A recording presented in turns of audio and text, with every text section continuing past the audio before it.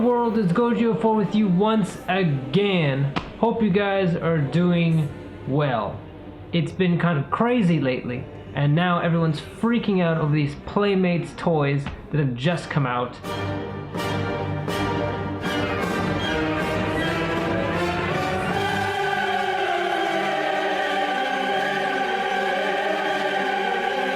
And the whole world is just going insane over the very different quality of these figures.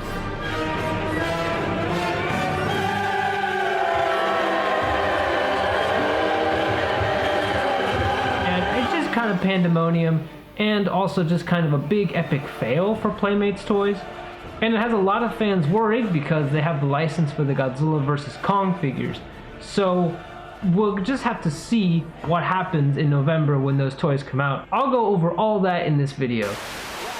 Surging up from the depths of the sea on a tidal wave of terror to wreak vengeance on mankind. A gigantic beast, cavalcade of electrifying horror. So just a few weeks ago, people started seeing the new Playmates Godzilla toys popping up in stores. We got versions of Shin Godzilla, Space Godzilla, King Kong, Final Wars Godzilla, Gigan. At first glance, they look a lot like the Bandai Creations figures, especially like the Space Godzilla. But when you look a little closer, you realize that the quality is really not the same. And they look very much like bootlegs, and that's pretty much what the entire internet is saying. In defense of these toys is that, well, they're kids' toys. That's the argument. Problem with that is that the Bandai Creations figures I also thought were kids' toys, but they were much better in terms of quality. You look at the new Mattel Jurassic Park figures, those are all kids' toys, but their quality is much better. I'd like you all to meet the Indominus Rex. Even the Jakks-Pacific King of the Monsters figures were kids' toys, but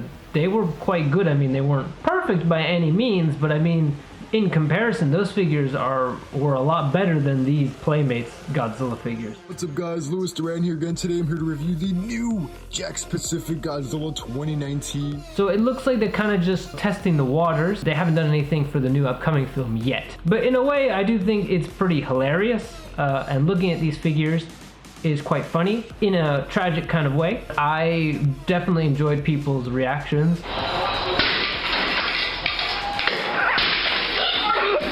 Probably the worst one is, well, they're all pretty bad, the main 6-inch ones, but I think the top contenders are Space Godzilla and Shin Godzilla. That King Kong figure is one that's kind of really big to talk about, is because we're getting our first Kong Skull Island figure that kind of scales with Godzilla figures. Because before, the Kong Skull Island figure was like massive, but now this is kind of like the first time that we have the Kong figures and the Godzilla figures in the same toy collection. And there's actually two Kong figures. There's one that's I think a 6-inch and the other that's a 10-inch. And the 6-inch has like just a normal mouth closed, and then the 10-inch actually has like him with a roaring mouth. And he scales apparently with another 10-inch Godzilla Final Wars figure, which is actually really cool. And I actually like the quality of this King Kong figure. It actually looks pretty cool. Magnificent. I mean, I think for what you get, especially for a kid's toy, it's not bad. And it probably scales a bit better than the Kong Skull Island Kong, which was like really ginormous. So probably so far, those are the best I've seen, is the Godzilla Final Wars and Kong Skull Island 10-inch figures is probably the most decent quality of this bunch. But I think the 6-inch figures are all pretty either decent or atrocious. I think Gigan and Kong from that collection are okay. And I personally want to wait and see what will come out for Godzilla vs. Kong officially, and if NECA will and probably will do a Kong figure, and I'd rather just get that version and hold out for that. I do definitely think the Kong figures are probably the best of this collection. Now, if you really wanted a Shin Godzilla, you should just go get the Bandai Japan or NECA version, or get the SH Monster Arts version, because this one is atrocious, and it looks like they took the NECA model and put it in like too long when they were copying it, and it came out kind of burnt. From what people say in their reviews, that the quality of the plastic isn't very good. It's like a cheap, brittle kind of plastic. It's not like a good soft vinyl plastic, which means that it'll probably break like nothing, which is also not good because these are supposed to be like kids' toys, and kids' toys should be a little bit more durable. These toys, I mean, they're probably gonna break in 2 seconds if a kid plays with the Shin Godzilla too much or Space Godzilla. maybe it's a good thing if Playmates loses the license. If you just want to go to Walmart or your local store and get a Godzilla figure, you're kind of, well, you're out of luck apparently, which is unfortunate, especially for like newer fans, the young fans that don't either shop online or, you know, their parents can't really buy them the super expensive toys from Japan. This is like their best chance to get their hands on Godzilla toys, you know?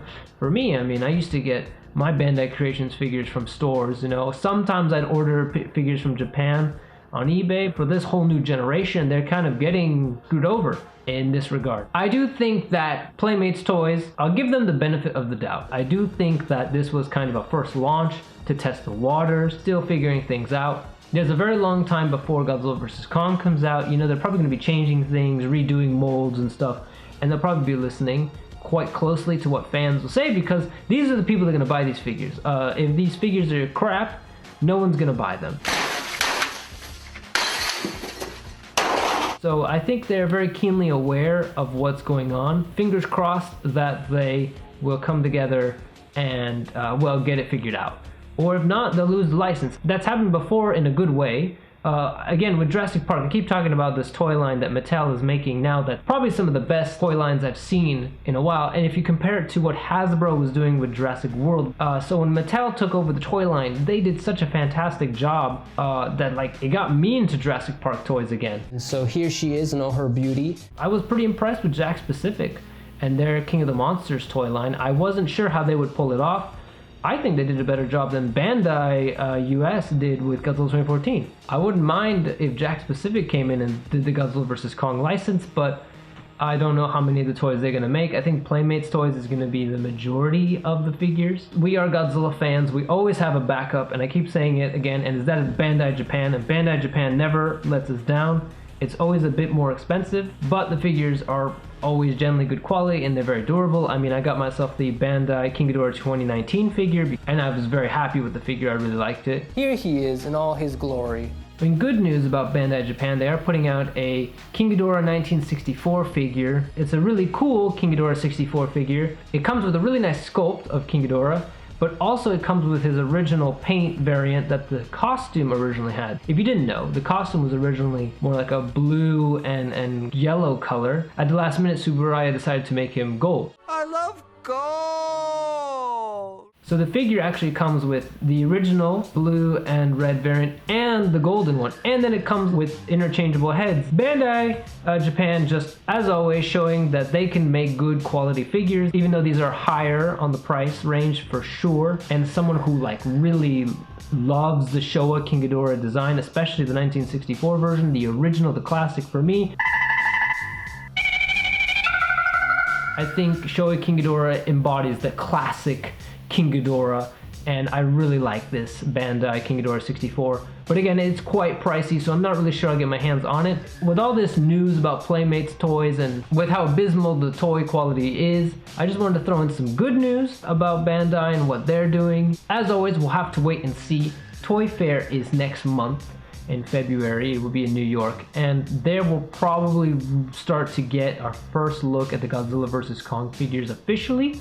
Not like what was leaked from Hong Kong, but the film is months away, so I really wouldn't expect much until Comic-Con, and that's when we'll really start to get the official toy figure releases. We're gonna have to wait, and for now we'll have to live with these atrocious Playmates toys.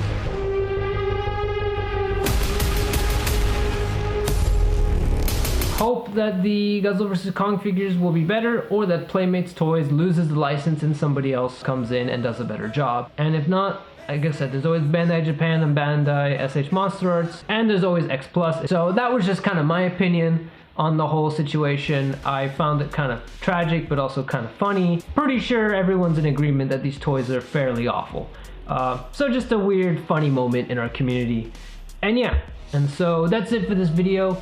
I want to hear from you guys. What do you think? Do you think Playmates screwed it up? Do you think they should lose the license? Do you think the Godzilla vs. Kong toys are going to be awful? Let me know. Love to hear from you as always. And of course, like, share, subscribe, all that jazz. And I'll see you guys in the next video. Bye!